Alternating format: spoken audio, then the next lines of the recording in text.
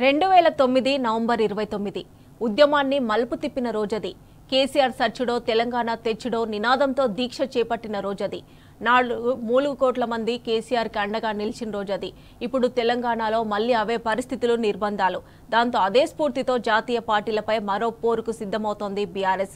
కేసీఆర్ స్ఫూర్తితో నవంబర్ 29న దీక్షా దివస్ నిర్వహించబోతున్నారు.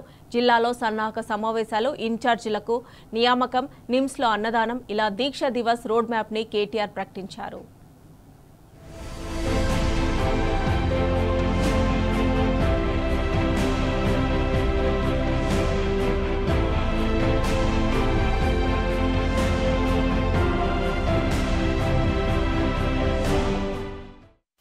ఉద్యమ నేత బీఆర్ఎస్ అధినేత కేసీఆర్ స్ఫూర్తితో ఈ నెల 29న రాష్ట్రంలోని అన్ని జిల్లా కేంద్రాల్లో దీక్షా దివస్ కార్యక్రమాన్ని నిర్వహిస్తామని పార్టీ వర్కింగ్ ప్రెసిడెంట్ మాజీ మంత్రి కేటీఆర్ వెల్లడించారు. ఆనాటి ఉద్యమాన్ని గుర్తు చేసుకుంటూ ఆ ఉద్యమ స్ఫూర్తిని ప్రజల్లో మళ్లీ రగిలించేలా ఈ కార్యక్రమాన్ని చేపడతామని తెలిపారు. 29న కార్యక్రమ విజయవంతానికి పార్టీ శ్రేణులు పెద్ద ఎత్తున తరలిరావాలని పిలుపునిచ్చారు. ఈ కార్యక్రమాల నిర్వహణకు 33 జిల్లాలకు సీనియర్ నాయకులను ఇన్ఛార్జీలుగా నియమించినట్టు వెల్లడించారు. ఈ నెల 26న అన్ని జిల్లాల్లో సన్నాహక సమావేశాలు, 27, 28 తేదీల్లో ఏర్పాట్లకు కసరత్తు చేపట్టనున్నట్లు తెలిపారు. 29 నవంబర్ 2009 స్వరాష్ట్ర కళ సాకారానికి పునాది వేసిన రోజుగా తెలంగాణ చరిత్రలో నిలిచిపోయే ఒక శుభదినం. 3 కోట్ల తెలంగాణ ప్రజలు ముక్తకంఠంతో ఆనాడు మా తెలంగాణ మాకు కావాలి అని కేసీఆర్ సచ్చుడో తెలంగాణ వచ్చుడో అని తెగువను ప్రదర్శించిన నాయకుడికి అండగా నిలబడి దేశ రాజకీయ వ్యవస్థనే కాశ్మీర్ నుంచి కన్యాకుమారి దాకా కదిలించిన ఒక సందర్భం దీక్షా దివస్. 29 నవంబర్ మా అన్ని జిల్లా పార్టీ కార్యాలయాల్లో పెద్ద ఎత్తున దీక్షా దివస్ కార్యక్రమాన్ని నిర్వహించబోతా ఉన్నాం. 29 నవంబర్ నాడు దీక్షా దివస్తో తెలంగాణ వ్యాప్తంగా మా పార్టీ శ్రేణులు ఎక్కడికక్కడ కదం తొక్కాలని చెప్పి కూడా విజ్ఞప్తి చేస్తూ ఈ కార్యక్రమానికి అన్ని జిల్లాలకు కూడా సీనియర్ నాయకులను ఇన్ఛార్జీలుగా నియమిస్తూ ఉన్నాం. వారు 26 తారీఖు నాడు ప్రతి జిల్లాలో కూడా జిల్లా ముఖ్య నాయకులు, కార్యకర్తలతో అన్ని జిల్లాల్లో కూడా సమావేశాలు నిర్వహించడం జరుగుతుంది. దాని తదనంతరం 27, 28 కార్యక్రమాలు కూడా చేసుకొని 29 నాడు దీక్షా దివస్ని ఘనంగా నిర్వహించబోతా ఉన్నాం. కేసీఆర్ తన దీక్షను ముగించిన డిసెంబర్ 9న మేడ్చల్లో తెలంగాణ తల్లి విగ్రహాన్ని ఆవిష్కరిస్తామని చెప్పారు. ఆ రోజున పార్టీ నాయకులంతా పెద్ద ఎత్తున ఉత్సవాలు చేస్తూ తెలంగాణ తల్లికి ప్రణమిల్లాలని పిలుపునిచ్చారు. కేసీఆర్ దీక్షతో ఉద్యమానికి నిమ్స్ దవాఖానా కేంద్ర బిందువుగా మారిందని గుర్తు చేశారు.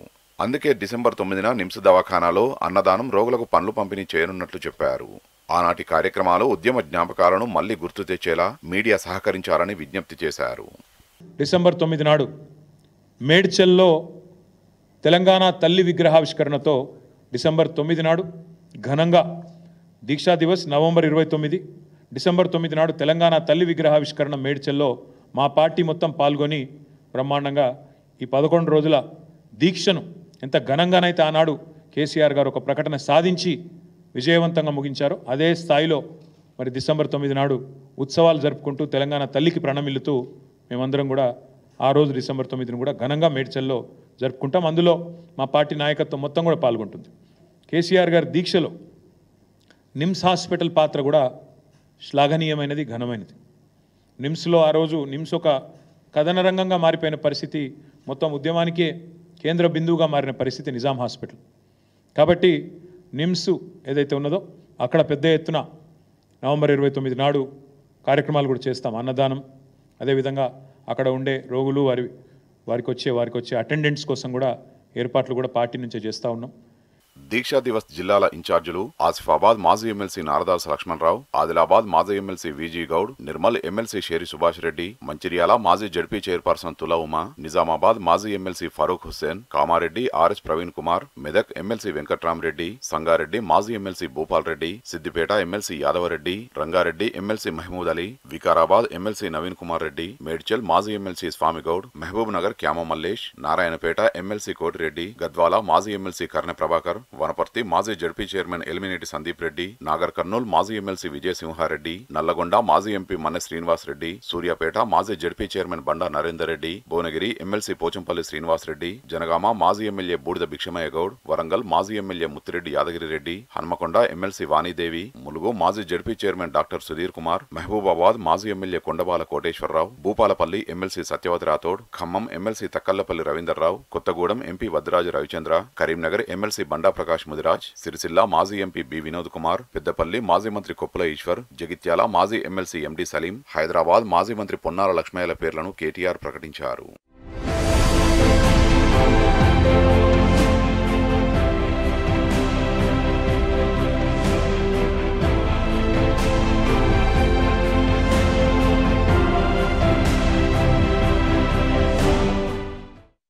తెలంగాణ సాధించిన కేసీఆర్ స్ఫూర్తితో నేడు మళ్లీ 2 జాతీయ పార్టీల మెడలు వంచాల్సిన బాధ్యత ప్రతి తెలంగాణ పౌరుడిపై ఉందన్నారు కేటీఆర్.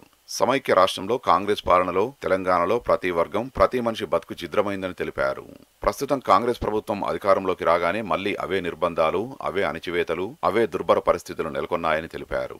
అందుకే దీక్షా దివస్ నుంచి స్ఫూర్తి పొంది కాంగ్రెస్ కబంధ హస్తాల నుంచి 4 కోట్ల తెలంగాణ ప్రజలను కాపాడుకోవడానికి మరో సంకల్ప దీక్ష చేపట్టాల్సిన తరుణం ఆసన్నమైందని పిలుపునిచ్చారు. ఈ రోజు ప్రజలంతా కేసీఆర్ నాయకత్వాన్ని, ఆనాటి పాలనను కోరుకుంటున్నారని తెలిపారు. దానికోసం ప్రజలంతా కలిసికట్టుగా ముందుకెళ్లాల్సిన సందర్భం వచ్చిందని కేటీఆర్ చెప్పారు.